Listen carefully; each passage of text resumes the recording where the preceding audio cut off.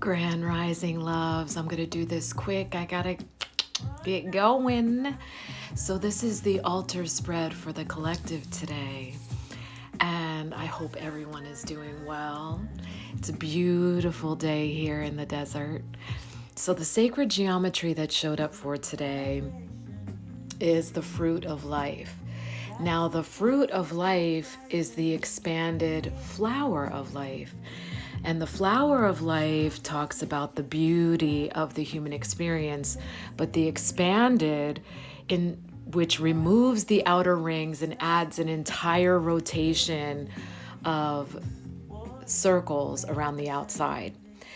So expanding that flower of life into the fruit of life brings the message of abundance. Now, abundance can be more than financial abundance. Abundance can be by way of creative juices. It could be by the way of intimacy, friendships. Abundance can be so many things, but you have to also be aware of your ability to receive. You cannot receive with closed fists. So open yourself to being receptive. And that is really allowing yourself to enter a state of surrender. Surrender is not weakness or being defenseless. It's about being 100% receptive. It's saying, I deserve to receive and I will receive. And sometimes receiving can be fucking uncomfortable. But the fruit of life is saying, abundance is due. And you deserve it. You only need to receive. And so, yes, it can feel uncomfortable as you're moving through, like, wow, I really do deserve this. I have put in a lot.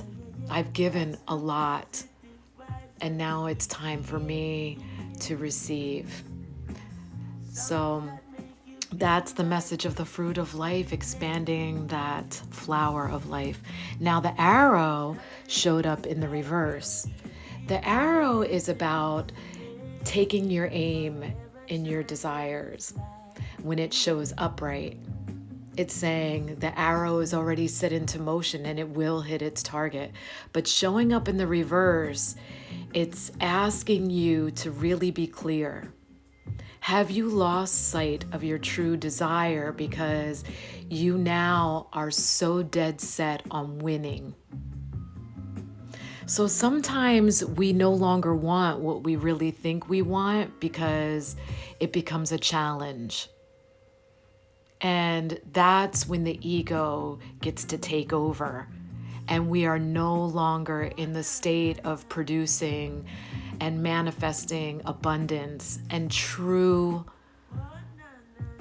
spiritual abundance for ourselves. True divine abundance. Because now it's become this competitive feat, a challenge that we placed on ourselves. And it has lost its luster. And when you are stuck in that, trying to achieve a very specific thing, the universe will find a way to smack your ass down, but it also keeps you in this perpetual state of misery. It will always keep it just beyond your reach. Kind of like the dangling carrot in front of the donkey. You're gonna look like a real jackass chasing a desire that's really not meant for you. So still yourself, surrender, and receive the abundance that's actually due to you so that you can be given what you actually deserve. And then you'll see that your desires become like laser-like in clarity. You may no longer want what you think you want. And so that's the message of these two joined. And so remember, this is for today. So allow this energy to move through you today and really be aware of this dynamic playing out. And so no stones showed up for today. It's just water. And remember, water teaches us so much. It teaches us, one, to be fluid, to be in that constant state of surrender, to just move where you're moved and feel what you feel, and to allow. It's about ultimate permission. Wow, I feel myself getting emotional, and then you just allow it to move through you. That's the lesson of water. Water is all purifying, but it's powerful. It has this great potential to smooth stone. Like, holy shit, it carved a whole canyon. And yet, gently enough, it can wash away many impurities. So just feel into the emotion and energy of water today. And interestingly enough, water is the element that connects you with your sacral chakra, which is just beneath the belly button. It's housed in that space between the hips, the lower abdomen, and that's also the space of our abundance. It's also where we house knowledge of true self. So any blocks by the way of low self-worth would be placed there. And so really feel into that energy. And so Quente showed up, the sweet paradox of empowering grace. This talks about no matter how dark you think things have become, everything has its purpose. And remember, always remind yourself, this is not happening to me, it's happening for me. And so giving the gift of grace just echoes the fruit of life. It's time for you to receive your abundance, but you have to have open hands, not closed fists. You have to be in surrender. And surrender is not laying down arms and being defenseless and weak. Surrender is about being 100% receptive. It's saying, I trust.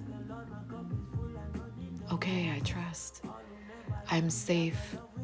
It is safe to be in this body. And I know that everything I deserve will come to me now. I will not be destroyed in this surrender.